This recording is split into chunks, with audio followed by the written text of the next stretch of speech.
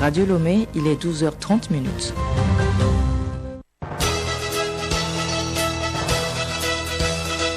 Le journal Hélène Assabi. Mesdames et messieurs, bonjour et merci d'écouter Radio Lomé à l'heure du grand journal de la mi-journée. Au sommaire, le peuple togolais rend un dernier hommage à l'ancien président par intérim, El Hadj Abass Bonfo. Une cérémonie présidée par le chef de l'État Faure Sosna Gnassingbé s'est déroulée ce matin à la place des fêtes à Lomé. Le Togo se prépare pour son troisième passage à l'examen périodique universel EPU. La CNDH a lancé ce matin un processus de soumission de rapports complémentaires au Conseil des droits de l'homme. Selon le rapport, on note beaucoup de progrès en matière des droits de l'homme au Togo, mais des défis restent à relever. Ouverture ce mardi du Festival de cinéma de Cannes. Cette 74e édition présente 135 longs métrages et 24 films en lice pour la Palme d'Or, dont ceux de 2 réalisateurs africains. Et puis soit football, les 3 clubs qui vont accompagner Tambo FC de Dacha pour les playoffs de la 2e division seront connus ce mercredi à l'issue de la 10e et dernière journée des phases de poule.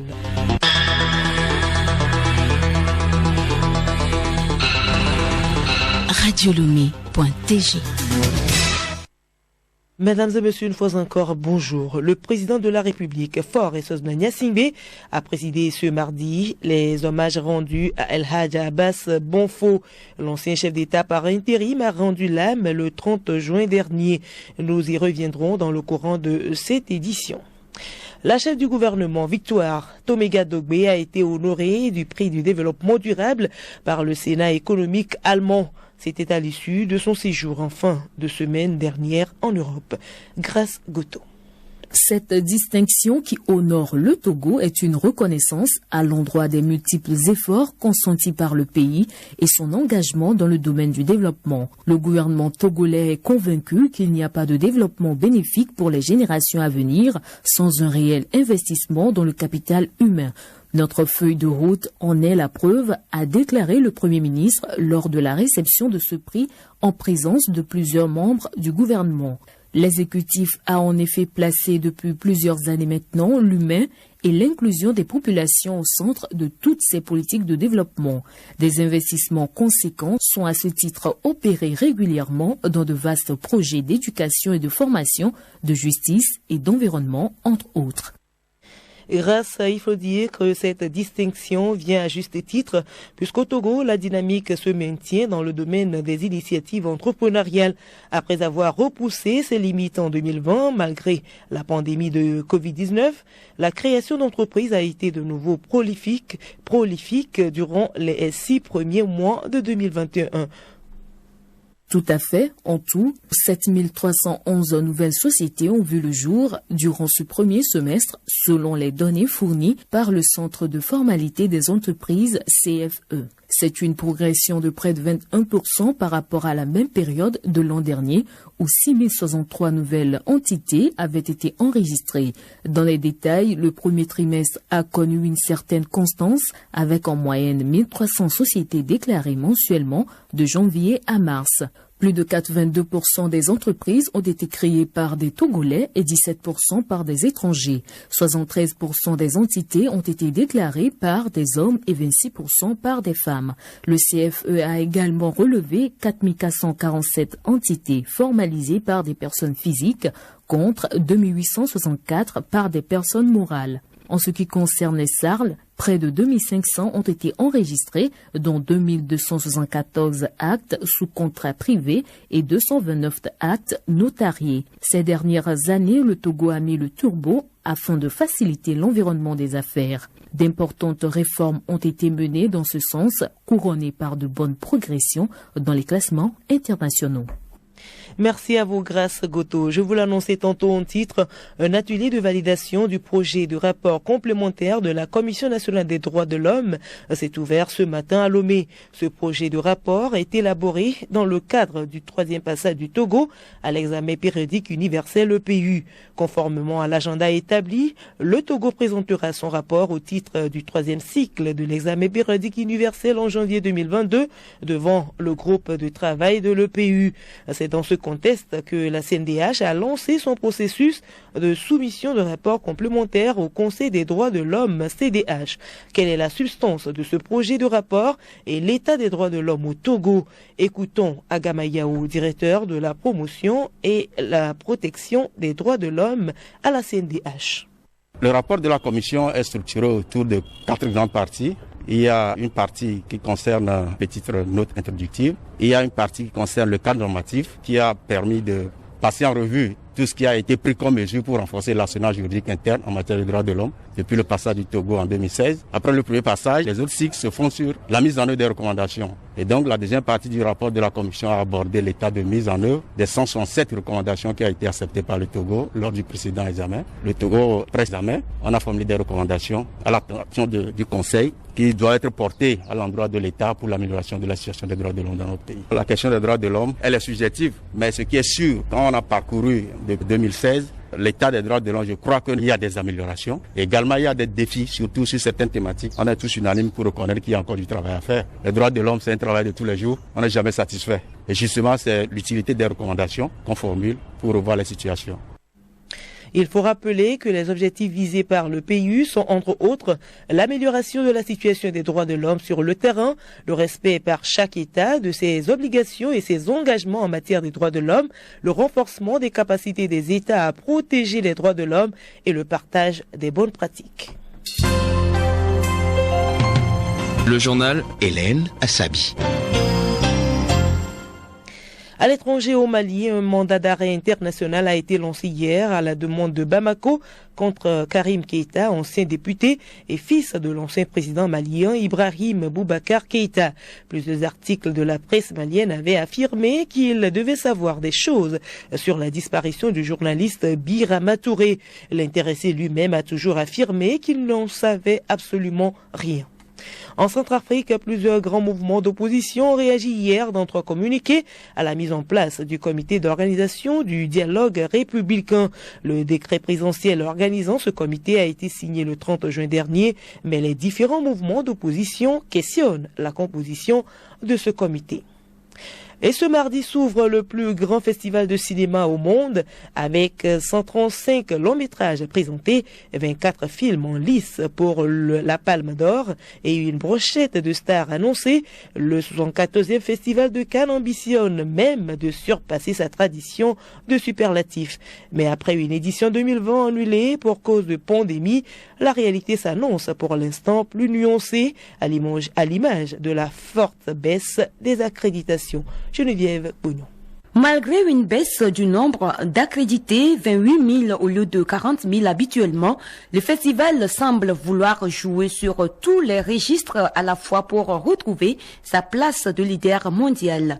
L'augmentation du film présenté en compétition et la création d'une nouvelle section Cannes Première laissent deviner la rage et la détermination des responsables de ne céder aucun centimètre du rang historique de Cannes. Les stars envoyés sur le tapis rouge semble avoir comme mission de redonner pendant 15 jours au festival sa primauté comme l'événement culturel le plus médiatisé sur la planète. La question de la diversité n'est pas non plus négligée. Cannes peut s'enorgueillir d'être le premier grand festival au monde d'avoir choisi avec Spike Lee, un noir, comme président du jury. Quant au débat sur la parité homme-femme avec 4 femmes sur 24 réalisateurs en lice pour la Palme d'Or, le compte n'y est pas, même si le jury composé à majorité par des femmes permet de ne pas perdre la face. Et même l'écologie se trouve sur la charte officielle de cette 74e édition. Pour la première fois de son histoire, Cannes revêt officiellement l'habit de défenseur de l'environnement avec une série de mesures pour réduire les émissions carbone et les déchets produits et surtout avec la première session éphémère de films sur l'environnement. Bref, après une édition annulée en 2020, l'année la plus catastrophique pour le cinéma mondial, le Festival de Cannes persiste et signe. Malgré les masques obligatoires dans les salles et un protocole sanitaire strict, il veut faire vivre et mettre en valeur le cinéma, célébrer ses réalisateurs et acteurs et découvrir de nouveaux talents pour assurer le futur du 7e art. La Palme d'Or 2021 sera décernée le samedi 17 juillet et peut-être elle sera remportée pour la deuxième fois par un cinéaste d'Afrique,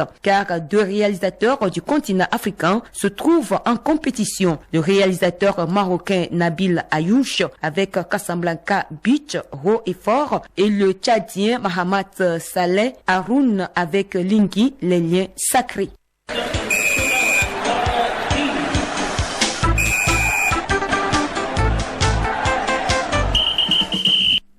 Sport football, clap de fin des matchs de poule du championnat national de 2e division ce mercredi.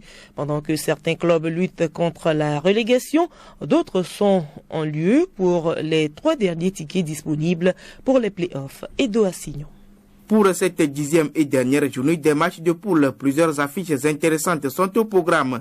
Dans la poule A, Espoir de Zio, 3e avec 10 points, reçoit Akege, le 2e au classement à Gaza de Lomé. Agbosime, le leader Arabia de Tablibo, 16 points défi, et Toa Filante de Lomé avant-dernier au classement. Au stade municipal de Lomé, la Jeunesse Club d'Agoué, 8 points et dernier au classement, croise Asfosa de Lomé. Un faux pas est interdit au club d'Agoué. Dans la poule B, US Agbandi se mesure à Agua de Kusuntu au stade d'Atakwame. Une nouvelle défaite envoie Agua en 3e division. À Sokore, Tambo de Dacha qui a les 2 pieds au play-off joue contre Côte de Lavier. Le grand stade de Kpalimé accueille l'opposition Koto de Morita Foupa. Ça joue également dans la poule C ce mercredi. À Bafilo, gros duel entre Kakadel de Doufelgou et Bikenti de Bassar, soit le premier contre le 5e. À Kara, Fouadan qui est sur une patte glissante affronte Bundia. Une victoire s'impose pour le club de la Savane pour sauver sa saison. Doumbé de Mango et CDF à Knour se donnent rendez-vous au stade de Pagouda. Tous les matchs démarrent à 15h temps universel. Euro 2021, la compétition aborde la phase des demi-finales ce mardi. L'Italie et l'Espagne ouvrent le bal. L'Italie n'a gagné que 2 de ses 14 derniers matchs face à l'Espagne, toutes compétitions confondues, soit 7 matchs nuls et 5 défaites. C'est aussi le remake de la finale de 2012 remportée par les Espagnols 4-0. Mais cette fois-ci, la Squadra Azzurra dispose d'une équipe jeune très déterminée à remporter le trophée. La deuxième demi-finale oppose mercredi l'Angleterre au Danemark à Wembley. Les 2 équipes se sont déjà rencontrées 22 fois depuis 1908. Le dernier match entre les 2 formations a été remporté par le Danemark. Et puis pour finir, Copa América, le Brésil a validé son ticket pour la finale lundi en venant à bout du Pérou 1-0. Une réalisation du Lyonnais Paqueta. Et je le disais en début d'édition, le président de la République, Faure Essouzna Gnassingbé, a présidé ce mardi et les hommages rendus à El Hadj Abass Bonfo. L'ancien chef d'État par intérim a rendu l'âme le 30 juin dernier. Théophile Dandako. La salle des fêtes de Lomé 2 a accueilli les hommages aux couleurs du drapeau togolais. Le président de la République, Faure Essouzna Gnassingbé, y est arrivé à 10h. C'est alors que débuta la prière musulmane, dite par l'imam Sani Karim, vice-président de l'Union musulmane du Togo. Kullu nafsin za'iqatul maut. L'âme doit goûter la mort. Excellence, Monsieur le Président de la République, l'humanité vit aujourd'hui d'une jungle spirituelle et Allah a juré par le temps. Allah est exigeant, il veut la foi et que vous répondiez à l'appel. C'est cet appel que notre défunt El Hadj Bonfo a répondu toute sa vie quand Allah lui dit Istajibu lillahi wa li rasoul iza da'akum lima yuhyikum. Le gouvernement a ensuite présenté son allocution lui par le ministre d'État Payadoua Poukwesi. Avec son sens aigu de responsabilité, de sacrifice, de don de soi, son courage exceptionnel, sa personnalité propre, homme calme, avec une carrure imposante, doté d'une voix grave et pleine d'autorité, il réussit à conduire à terme l'élection présidentielle du 24 avril 2005, sanctionnée par l'éclatante victoire de son Excellence M. Faure Essouzna Gnassingbé à la présidence de la République. À cet effet, tout le peuple togolais lui doit éternellement une reconnaissance méritée pour cette transition réussie qui a évité à notre pays de faire un saut dans l'inconnu. L'Assemblée nationale a également rendu hommage à El Hadj Abass Bonfo. L'homme des œuvres nous a quittés, mais les œuvres de l'homme ne nous quitteront jamais, a déclaré Chantal Yawadjibori Tchegan, présidente de l'institution. L'institution parlementaire, par ma voix, salue ici la mémoire de feu El Hadj Abass Bonfo, qui a eu le privilège de diriger cette institution de 2005 à 2013. L'homme s'est vite fait remarquer à l'hémicycle par une fusion de conviction, de loyauté et de discipline. Cette ligne de conduite, Abass Bonfo l'a suivie fidèlement tant au poste de premier rapporteur de commission qu'au poste de premier vice-président de l'institution parlementaire. Ses contributions aux productions législatives au sein de la commission du développement socio-culturel oscillaient entre une recherche permanente de la cohésion sociale et un profond respect de la dignité humaine. Ses pairs firent de lui président de la 3e législature en février 2005, puis à nouveau président de la 4e législature en novembre 2007. Enfin, le chef de l'État, Faure Essozene Gnassingbé, a salué et exprimé sa compassion à la famille éplorée. De nombreux témoignages ont été alors recueillis. D'abord, Dama Dramani, ancien président de l'Assemblée nationale. C'est un homme de droiture et c'est avec beaucoup de courage qu'il a présidé la transition.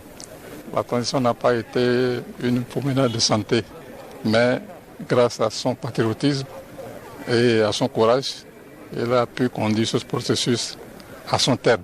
Donc je salue sa mémoire et je prie que Dieu l'accorde dans son royaume. Charles Kondiagba, ministre d'État. En plus de l'agriculture, il faisait aussi de l'élevage. Il faisait du poulet de chair. C'était cette dernière passion. Komi Selom Klassou, ancien Premier ministre. Le président Abass Bonfo que nous pleurons aujourd'hui, j'ai été personnellement son premier vice-président pendant 5 ans et 7 mois. Donc j'ai été un de ses plus proches collaborateurs et c'est un monsieur que j'ai beaucoup apprécié, auprès de qui j'ai appris aussi. Ibrahima Memounatou, vice-présidente de l'Assemblée nationale. Avec le président Abass Bonfo, tout était fait collégialement. Il nous associait à plusieurs initiatives avant même que cela ne sorte au grand jour en plénière. Et il aimait écouter l'avis de tous et qu'il prenait en compte d'une manière ou d'une autre. Et c'était un homme qui a fait du travail d'équipe son credo et c'était vraiment facile de travailler avec le président Abass.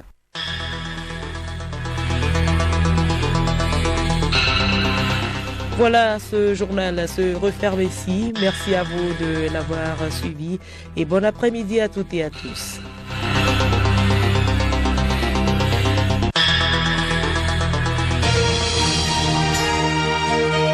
Radio Lomé, boîte postale 434, email radiolomé@radiolomé.tg.